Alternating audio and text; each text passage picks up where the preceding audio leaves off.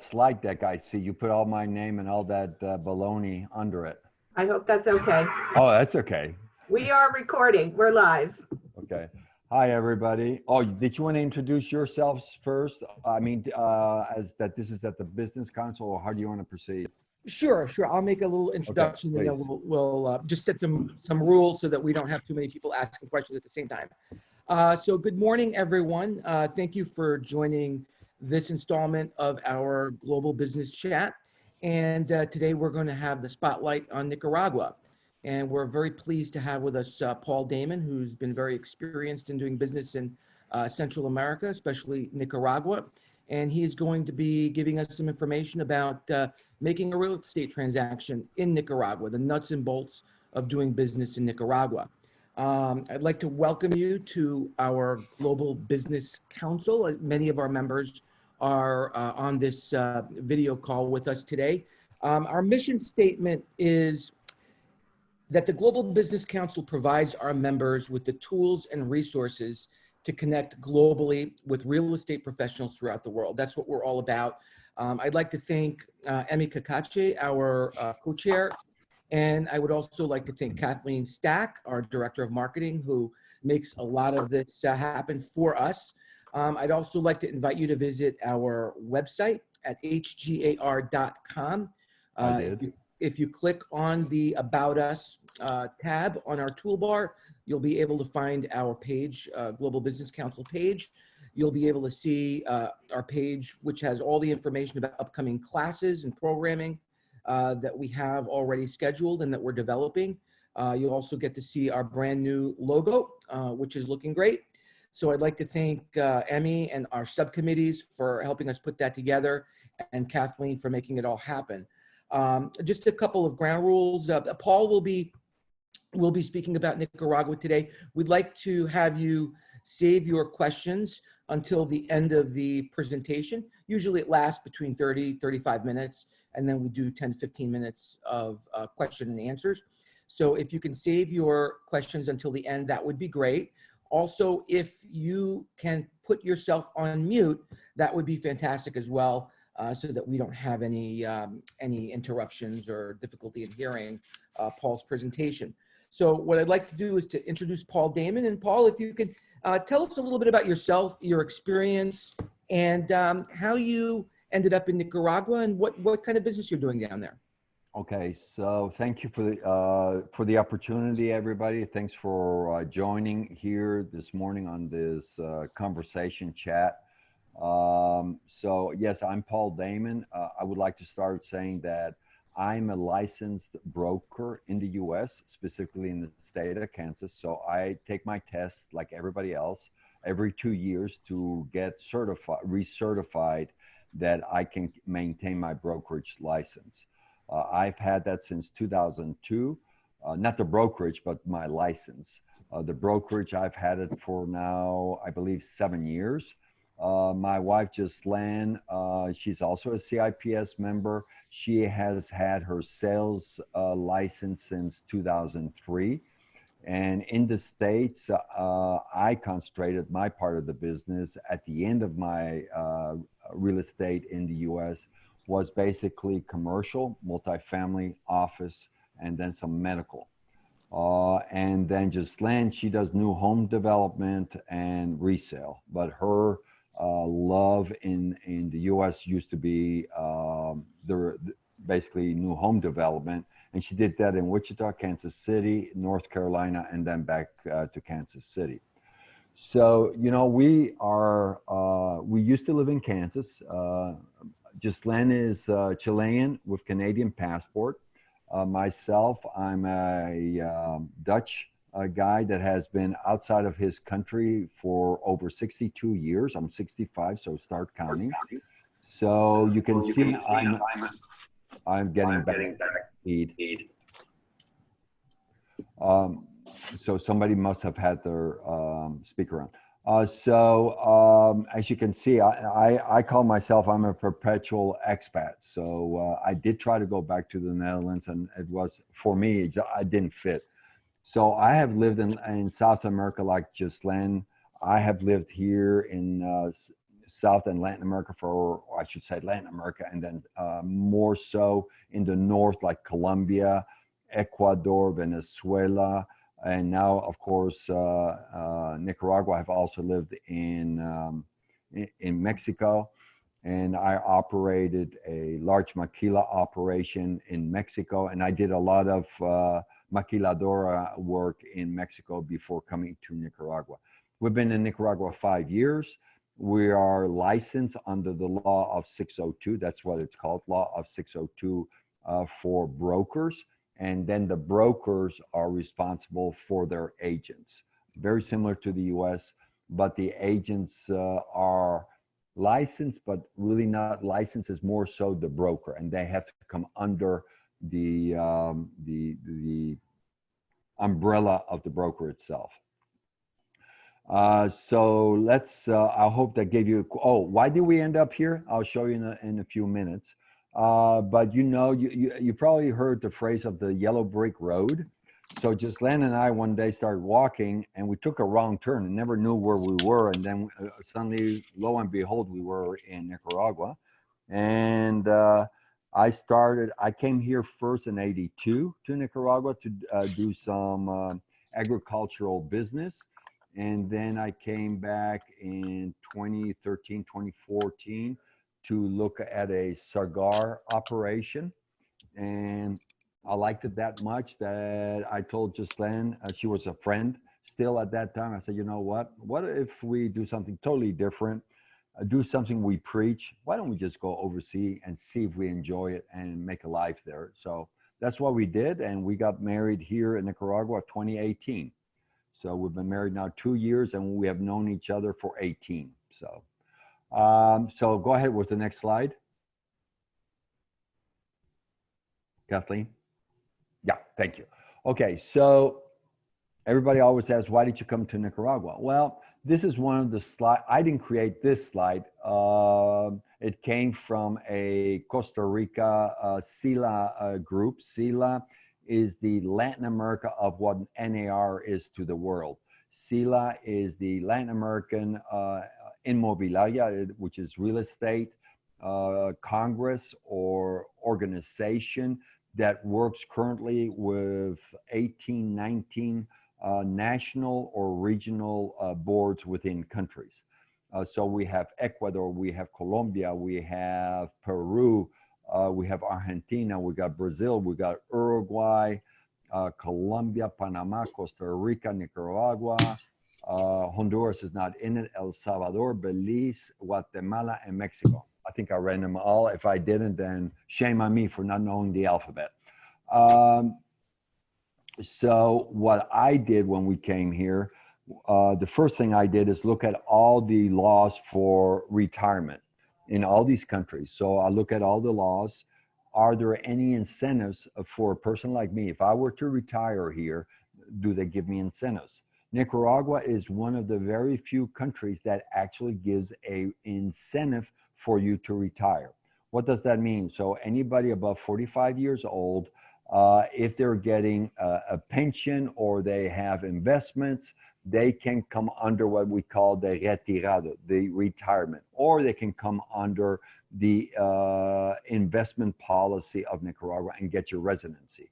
So I've had my residency, I think 4 years, Ghislaine 3 years, because she took it as an investor status. I took it from a different angle because I wanted to see how it works.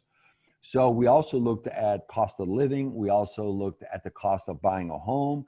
We looked at a whole bunch of things, and this one will show you that the cost of buying per square foot here in Nicaragua, I just sold a home that was at $66 a square foot on an acre lot, 2 bedrooms, 2 bathrooms, no HOA. It's not an incorporated area. So you could have horses there, you can have dogs there, you could even put some cattle on it. So that's not a problem. So that's a brand new home that was built in 2019 and it got sold for $110, approximately $50,000 below market. If you can see, I'm going to also tell you what it used to be and what it is now. We have another house on the market, for example, that is at $490, brand new home. that is at Gran Pacifica. Some of you might know Michael Cobb from ECI. This is a development that Michael Cobb put together here in Nicaragua on the Pacific Ocean, and which is a 2-hour drive from Granada. So you have Managua, you got Granada below it, and then the Gran Pacifica is on this side. You'll see a map on the next slide. You can go to the next slide.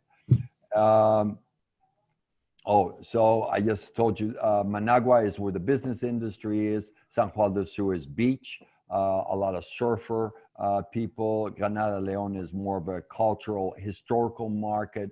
Granada will be in 2 years, be 500 years old. So it has a little bit of history behind it, Spanish history, amazing architecture. And you can see why people come here from all over the world. Esteli is where the cigar industry is. It's on the north.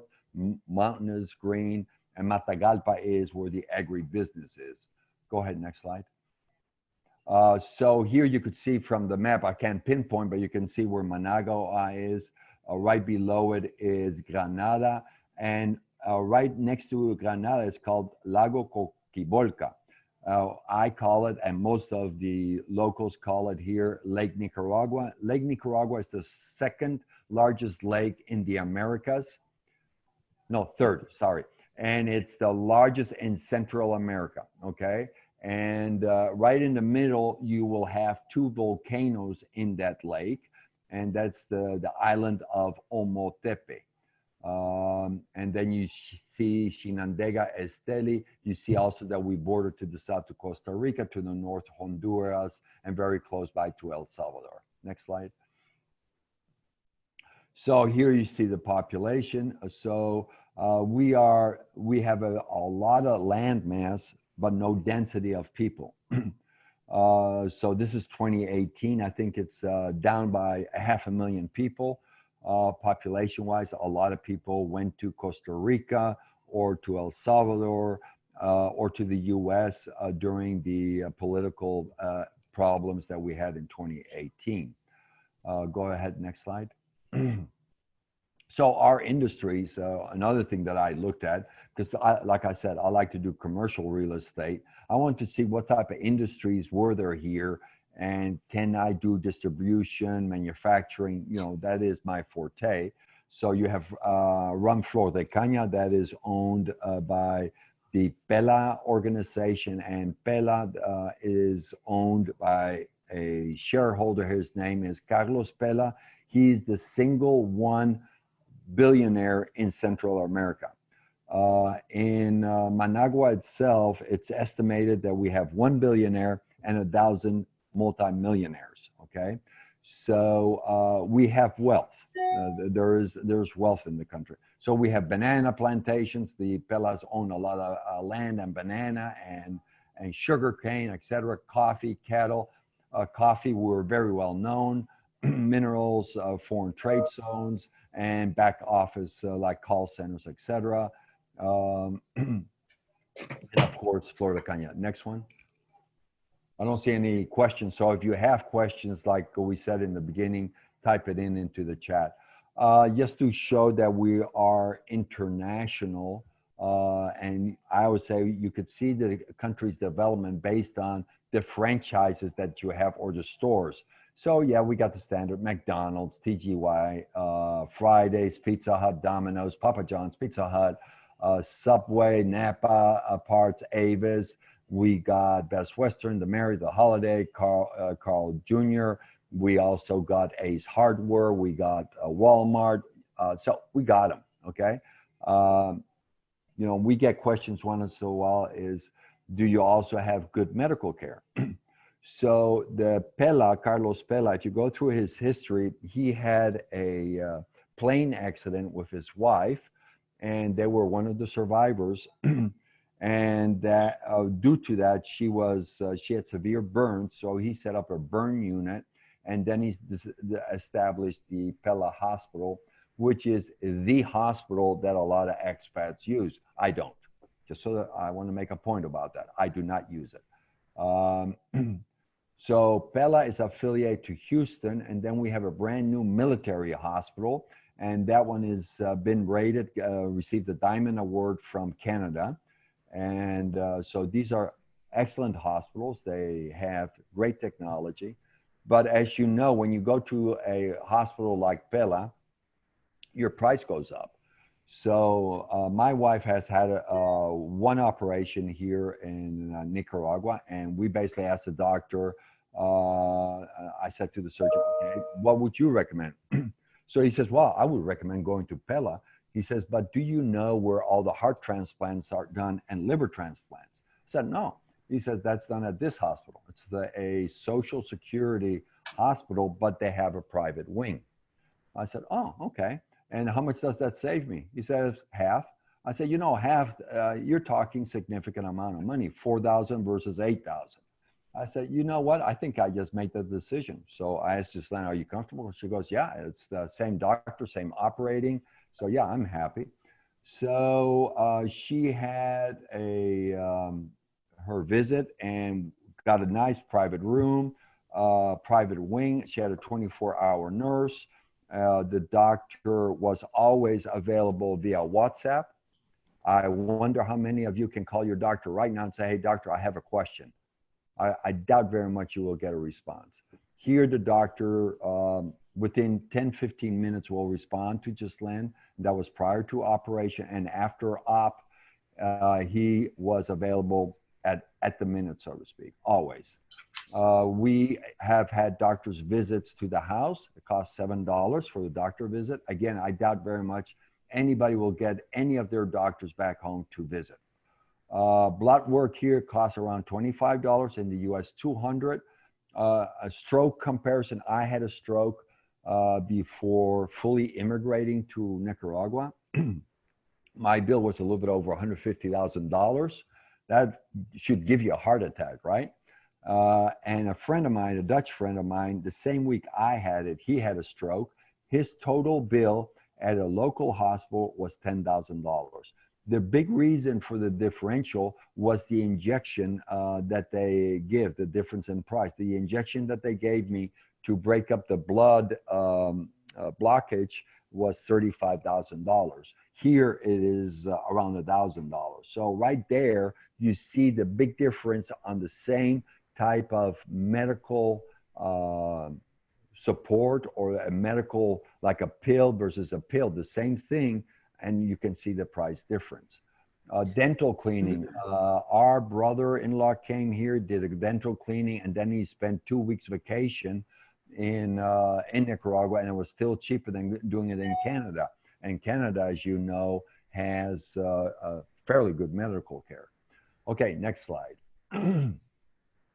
So the government has significant incentives here. We have a budget outside of our business, so that you understand there's two budgets that we operate under. We have what we call the household budget, and we are plus or minus $1,200. Some months we're above, some months below, but we average honestly $1,200, okay? Most expats that live in Granada, so that's the big city, I am around 10 minutes from it. None of them, or most of them, use the local taxi, or they walk around. They don't have a car. But people that live slightly outside of the town, let's say like a 15, 20-minute walk, they will most of the time have a car. You know, one of the things people always question is, how safe is this country? I can tell you without any hesitation, in the 5 years that we have been here, we have never been harassed, never heard a bad call of, say, like Gringo go home or Yankee go home, ever. And I've been here 5 years. I've been all over Latin America. I've traveled to 57 countries, if that gives you some sense where I've traveled worldwide. And this is a country that truly respects the tourists. They understand that the tourist provides approximately 20-25 of GDP. They understand the importance of tourism to their local economy, to employment, etc. Paul, one question, and I think you did a great job telling us why Nicaragua is such a great place to be in. one of the issues that I think you find in many Central American countries, South American countries, is a restriction in the ability of a foreign person to buy land in the country. How does that compare in Nicaragua, for example? Zero restrictions. Zero. Zero. You can buy land. There's only one restriction, but that restriction has changed where you just have to ask another permit from the government, specifically from the government saying, I want to live close to Costa Rica. So there's a buffer. At that buffer on the south, you cannot buy because that's the border, right?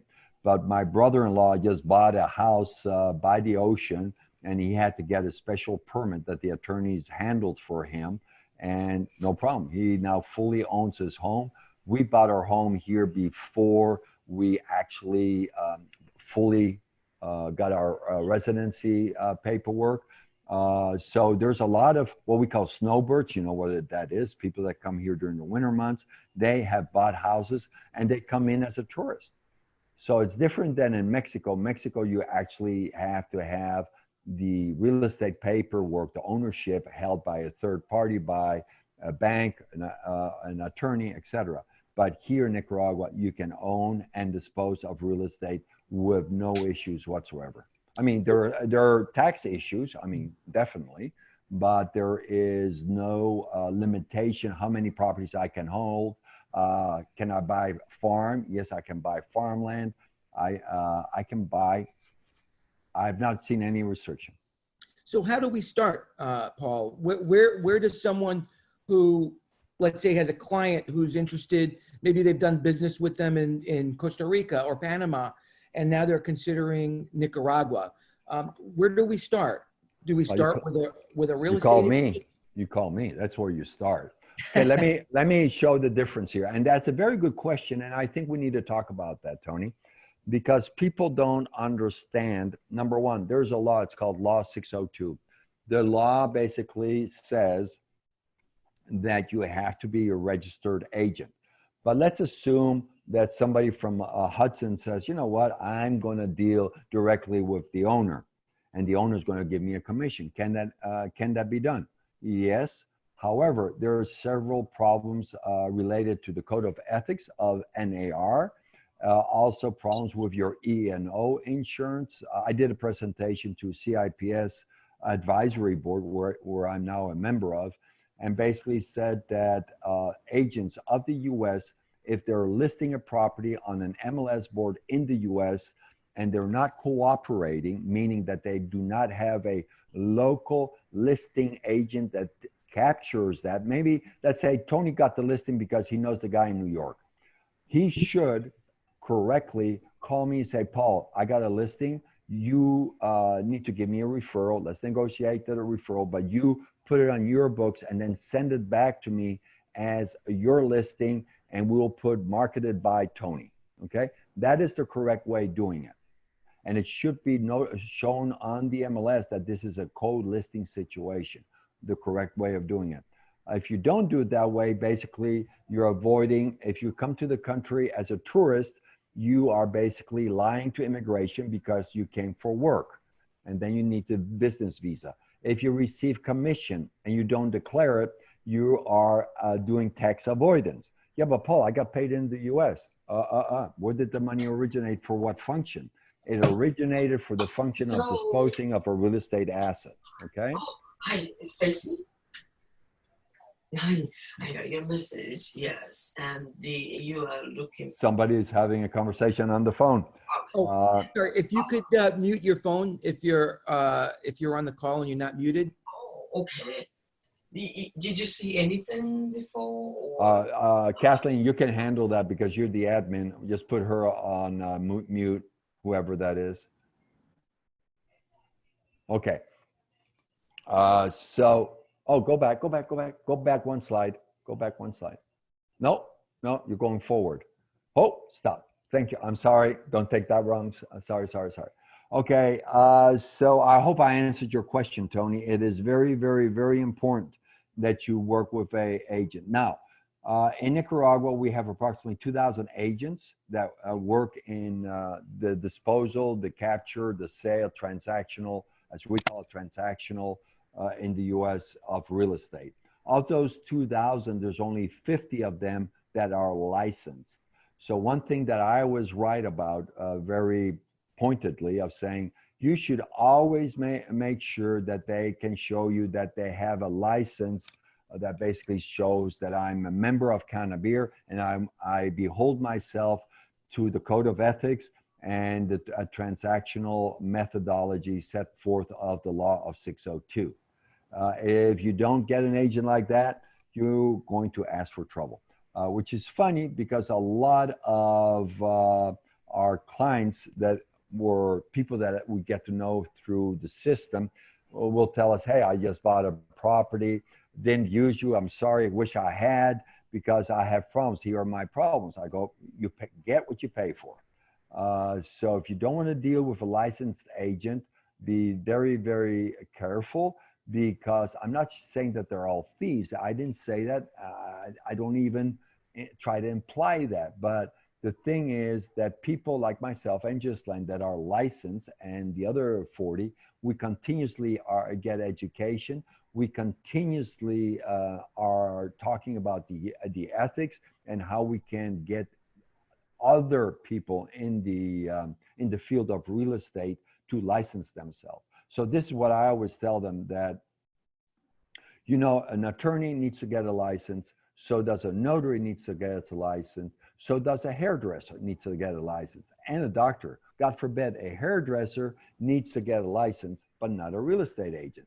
So wouldn't you question that problem of saying that people that handle the biggest investment of your lifetime, you're going to pick up anybody from the street, I call them coyotes, that basically are going to help you invest 50, 100, 150, 200, $300,000.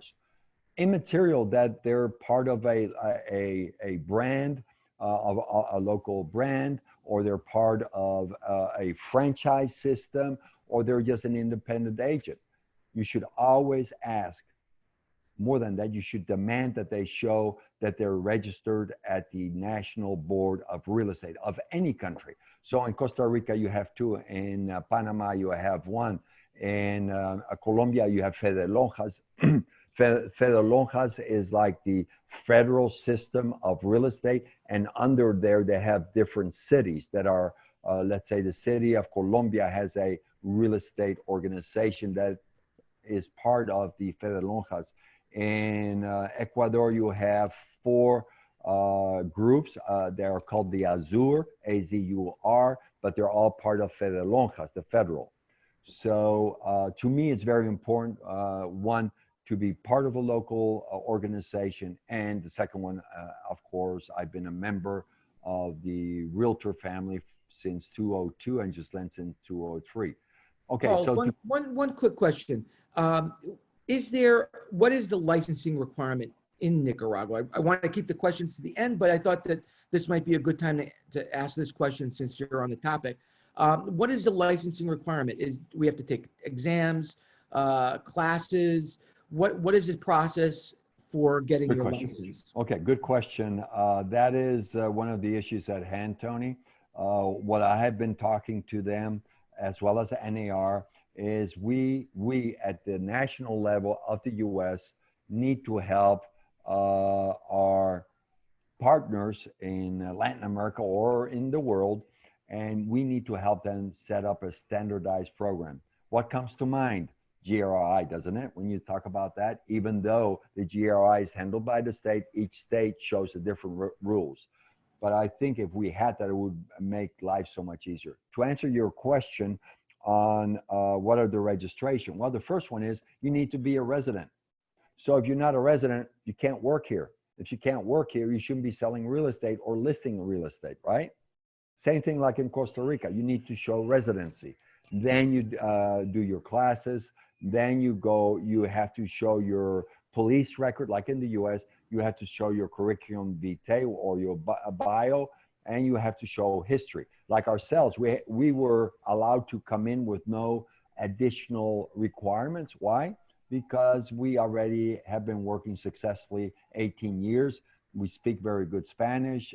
We understood the law more and even better than most people because I actually read and analyze it, so I understand when I talk to a client what it means. So a lot of people say, yeah, there's a law, but they don't understand the implication of the law. So I hope that answered your question. Yes. Okay.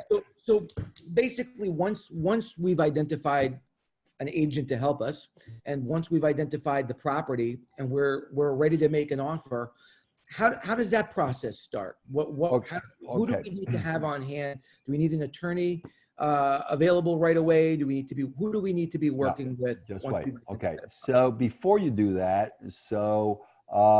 again, you got to make sure that the person that you're working with has the documents of the property. Again, totally different than in the US. Here, you need the escritura. You need the original copy of the title, okay? Because there's no centralized system, which is a handicap, but there's no centralized system. So the owner holds the title, it's registered, but he has the actual title. And with that title, you need to make sure that they review the easements of the property. Like the property I bought, we had a problem with easements. My property, when I bought it versus what it was a quarter acre less. So I fought the system to show that this was the actual coordinates, and they resolved it. Didn't cost me anything. Well, it cost me legal time. So you also need to get a certificate of no liens, solvency, and the topography map. Because the topography map is the document that starts a transfer of title. So basically, let's say that Tony owns that property I'm buying.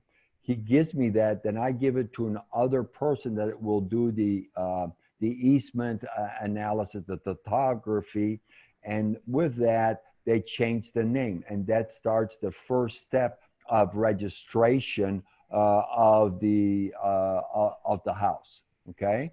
Does this also apply to condos? Let's say you're just buying everything.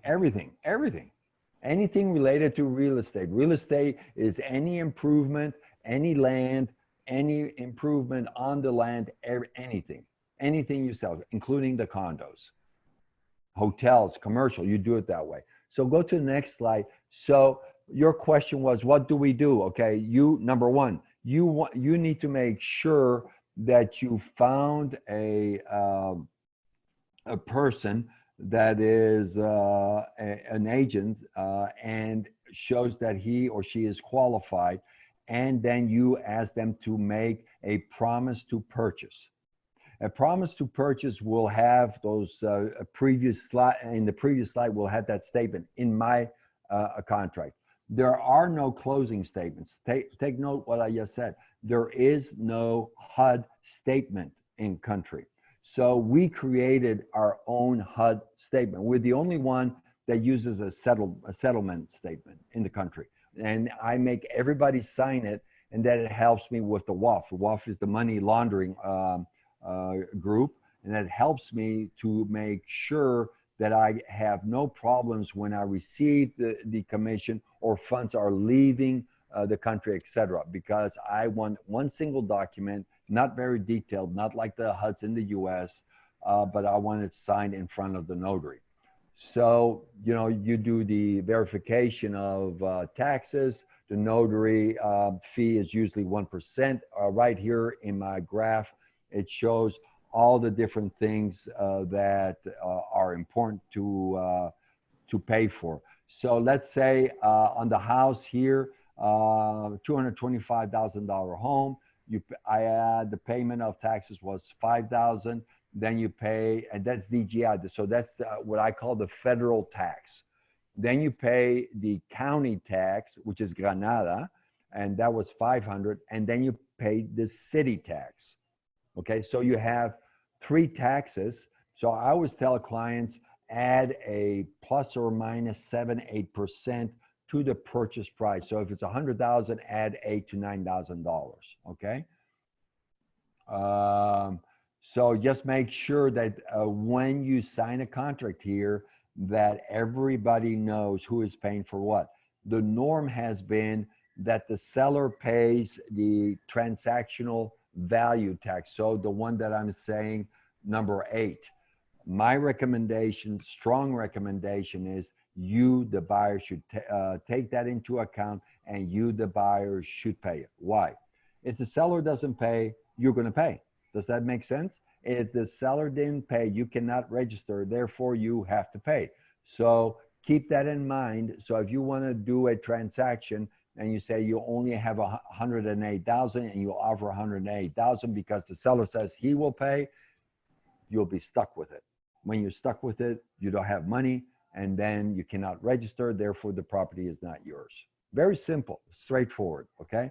So make sure that you calculate. I say 8%, could be a little bit higher, could be a little bit less, but always be high. It's nicer to go to a client and say, hey, I see that you saved a few $1,000s. They love you for it.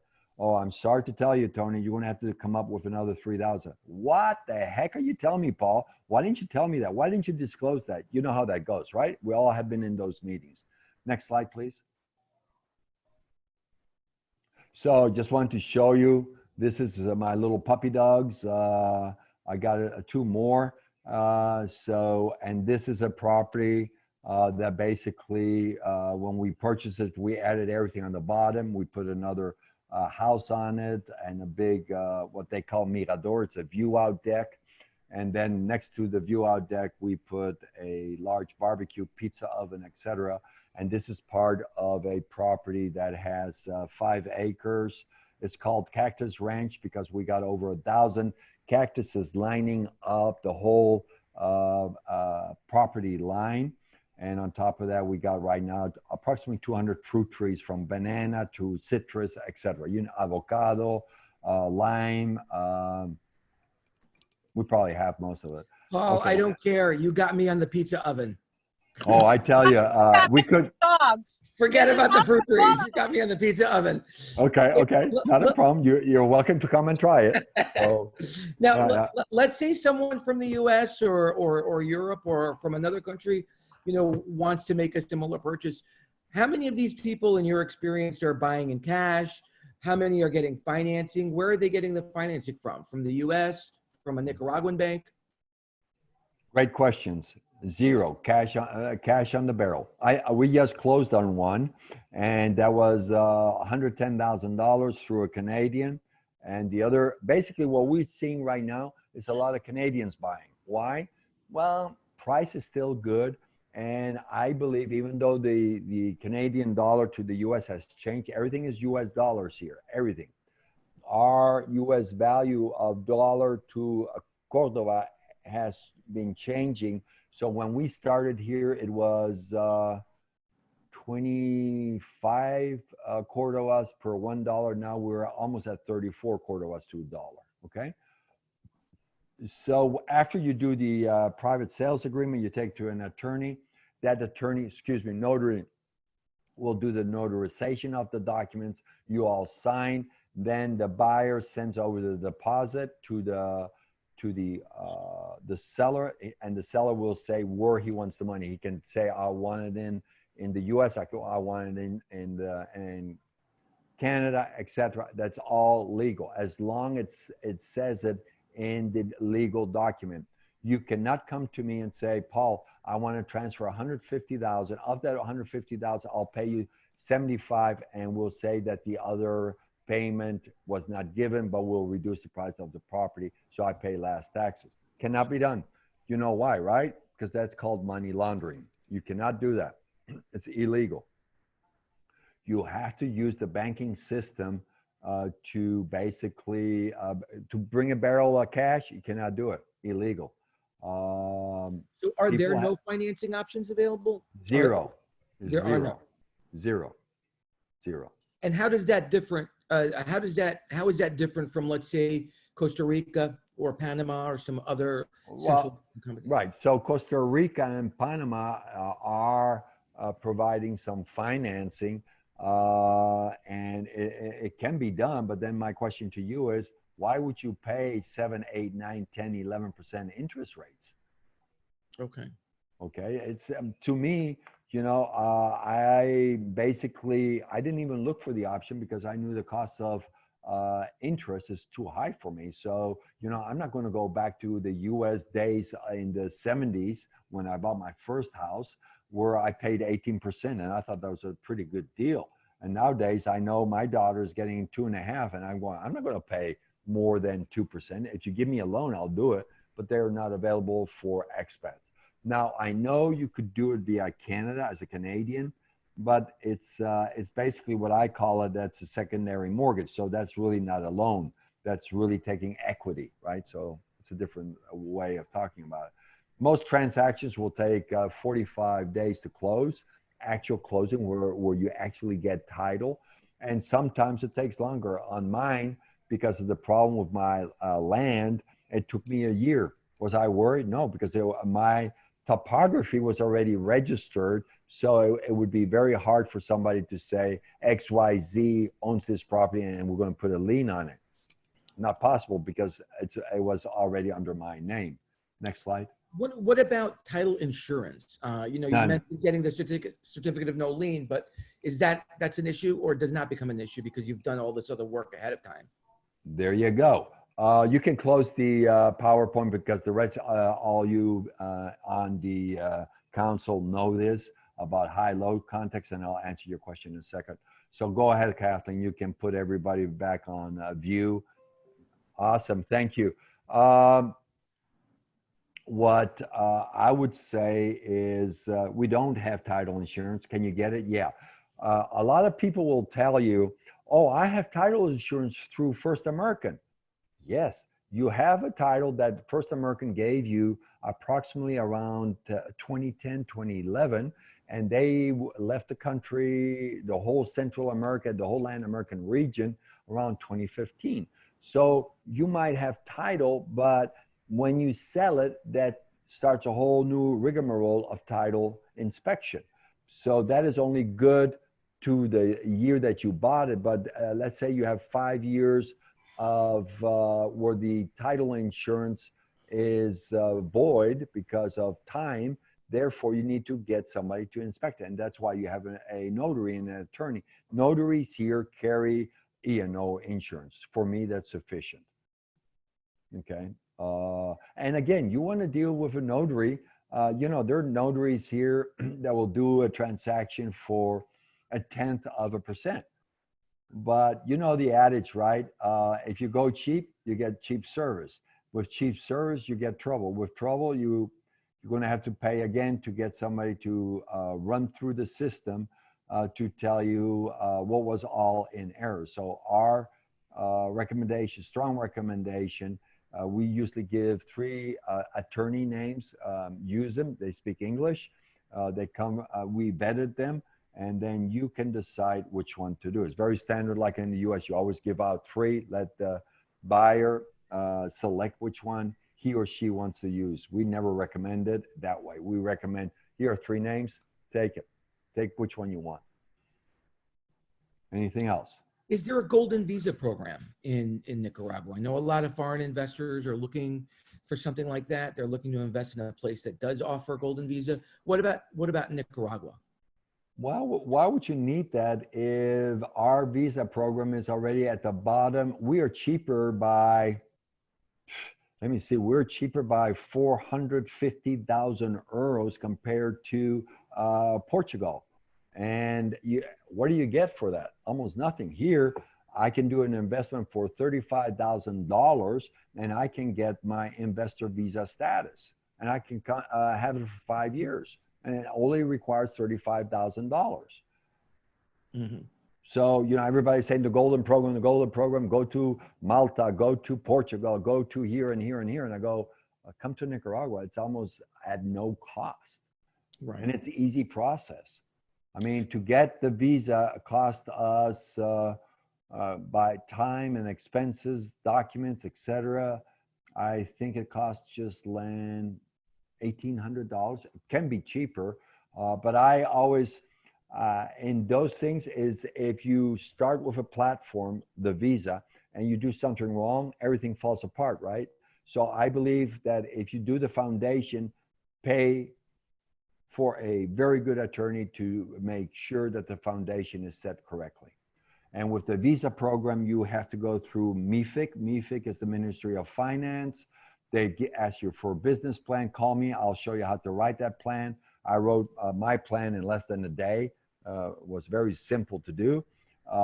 And then with that plan, you basically, if approved, you take that to the Ministry of Immigration, and immigration requires you police record, requires your passport copy, a document to show that you have invested or will be investing, and a copy of bank record to show that you have the wealth to do it and that you can sustain yourself. And on top of that, you must have a apostilled document of your birth. What does that mean? You literally in the US need to go to the state where you were born and get the state, the state not the comptroller, the other person, to certify that your birth record, that the person that signed the birth record at that time had the right to sign those documents, right? Because the notaries are all registered in the US. So you cannot use your actual birth certificate. You have to get it apostilled, and that has to come through the state, the US state, the state that you live, like Kansas, New York, Jersey, wherever that is.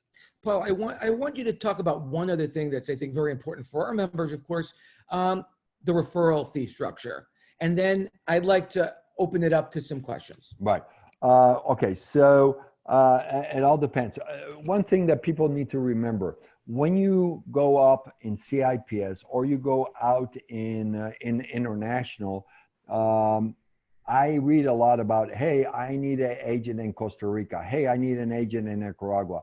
Or I need an agent in let's say, Europe, in France, for example, or Italy. Number one, how would you feel if I wrote you an email or I posted it and say, I need an agent in the US? Wouldn't you all be scratching your head and going, US? We're in the US, right? Doesn't that ask the question, we're in the US? What are you looking for? So the most important thing when you start posting and looking for an agent is to say, I would like to find an agent that is based in Managua or close to Managua for a buyer that wants to buy a farm, a commercial property like a hotel or a warehouse, or wants to buy a house. So give some clarity, one paragraph, okay? And what are their wants and their needs, right? Then send it, and that makes our life so much easier. On referral for a listing, so if you have somebody in New York that is Nicaraguan that owns property here and that wants to dispose of it, we give 25%. On the buyer side, so if you have a buyer, it's an open market. It all depends. And I say it depends on the buyer, depends on your homework, depends on a lot of variables. So we go up to 50%. So that's 3%, half of that is 1.5. Now, that is in Granada. So my market that I my market that I work, we work on a 6%. Managua market, which is the capital, they work on 5%. The market in San Juan del Sur, they work on 7%. So it's very market driven. On land, the commission structure is totally different. Just listen to this one, 10%. How many of you dispose of land and you get 10% commission? Okay, so that's why we need some homework done before you start throwing out, hey, I have somebody that wants to buy. Tell us a little bit. Questions? Anybody? No? Well, that's about it. I think we did have a question about, there's a Okay, question. somebody's asking here. I'm sorry, I'm reading it here. So one person is asking, I'll put it in two. Do you have a way that it regulates a real estate? Yes, it does regulate. You need like I said, you need a work permit. So the first thing that regulates real estate, you as a real estate agent coming to this market, it requires that you have a work permit. You cannot work as a tourist, because that means you're not paying taxes. And if you come in as a tourist, it says clearly there you cannot work. Real estate is an activity that requires work. It doesn't come through the, the trees. It doesn't have money falling out. Let me see. So for you to become an agent here, you have to literally have a work permit, one. Number two, disputes. So we are a member, Canabir is a member of the NAR brand family. As you know, we have more than 103 MOUs globally. We are one of them, Canabir. And if there's a dispute, we go directly to the state. So let's say I have a dispute with Tony, which we don't, Tony, I just said if we have. So let's say I have a dispute with Tony, I would go to your local board and say, I have an issue. NAR does not get involved. NAR only gets involved if the two, let's say Canabir and the state of New York have an issue and they can't resolve it, then NAR gets involved. NAR never gets involved if it's agent to agent. So me with Tony or with Valerie or Gail, if we have an issue, we have to mediate it through New York or Jersey, and or vice versa, you do it through Canabir here, okay? Same documentation, same methodology. I'm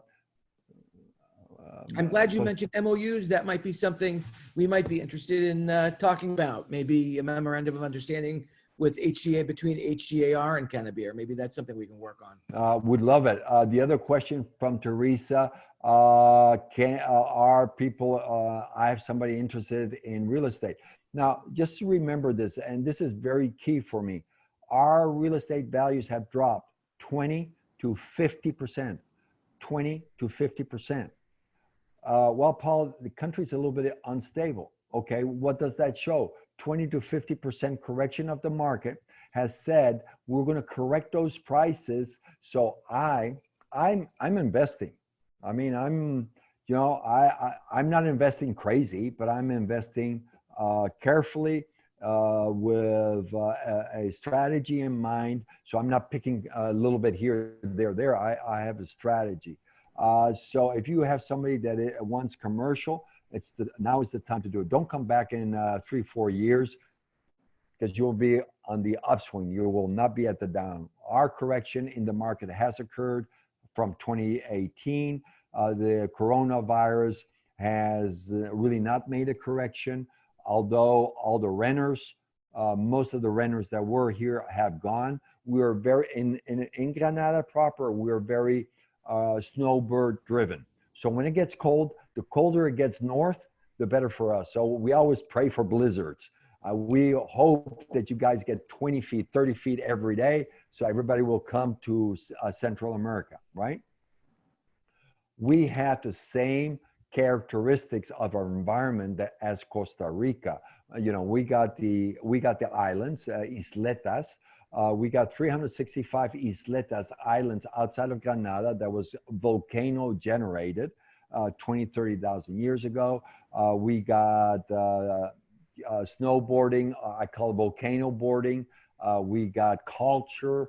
We got everything one wants here. So comparatively, somebody who wants a lot of culture and activity, you could do it here as well as in Costa Rica. We believe that we are still more genuine. Because we don't have a lot of these closed communities. And I mean closed, we have gone to a few communities where basically all you hear chit chatter in English. That's why we live on a farm community here. And all the chit chatter we hear is Spanish. That's what we want. We wanted to live here in Nicaragua and be part of the community, not create our own community. There are expat communities here, good for them, for everybody. But they're not as tight as the other communities, let's say in Panama, in Cuenca, Ecuador, Costa Rica, or even in, let's say, Guatemala. Here, it's totally different. So I want to just wrap this up because we actually have our Global Business Council meeting that's going to follow this. But I want to just open it up to any last question for Paul. I think Bellon had a question. Bellon? You want to unmute, Bellon?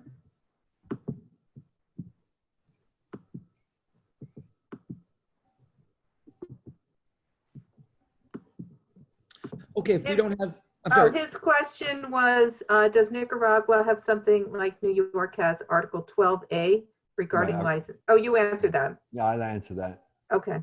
Yeah, yeah. Financing, there is none, as we discussed. What is the expat community like here? Honestly, Gail, I can tell you, you can have anything you want. As an expat community, you have communities, like I said, that are pretty enclosed, that has security, etc. On my farm, as I told you in the beginning, I have no security at night. I got my doggies, and that's good enough security for me. I sleep like a baby, and we are very, very comfortable here. My wife goes out for walks early in the morning around 6, 7 o'clock, and she sees a whole bunch of farmers going to the field, and it's always, good morning, ma'am, how are you? And it's very kind, and she keeps on walking. So, and she walks alone. I mean, she doesn't take the doggy with her or anything like that. But she does have maze just for the dogs, because there's a lot of dogs on the farm, right? So you always have some maze to make sure that the dogs stay away. So we have pet maze. But otherwise, we go to the farm vegetable market, and it's a very large, it's probably 10, 15 acre large farm in Masaya. And they have probably 1,000 vendors there, and they sell from everything, papaya, you name it, whatever vegetable. You can buy meats there, fresh from the farm, eggs, spices, everything. It's everything available. And we go there ourselves. We don't go to the Price Mart, which is Costco. We go there once in a while to buy bulk. We go to the different grocery stores here in the community, or we go, like I said, to Price Mart. So life is good. Great. Paul, thank you so much. I know your Thank you. trip to the US has been delayed. I know you're supposed to be here next month, but Yeah. whenever you do come back, please let us know. And I think we'd love to invite you to our Hudson Gateway office. Thank you. Thank you, Kathleen, for helping put this Thank you, together. Thank you Paul. for running the presentation. It was a pleasure, Tony. And Thank take care, you. everybody. It was a pleasure. And a virtual hug here. Take care. Bye-bye. Take care. Yeah, bye-bye. If everybody else who's on the business council is going to stick around for the meeting, I guess what we're doing, we can just stay on the call, right? I'm unmuting all, okay. That was very informative. He was very good. Yes. He's also a CIPS instructor, by the way. He's a CIPS instructor, and he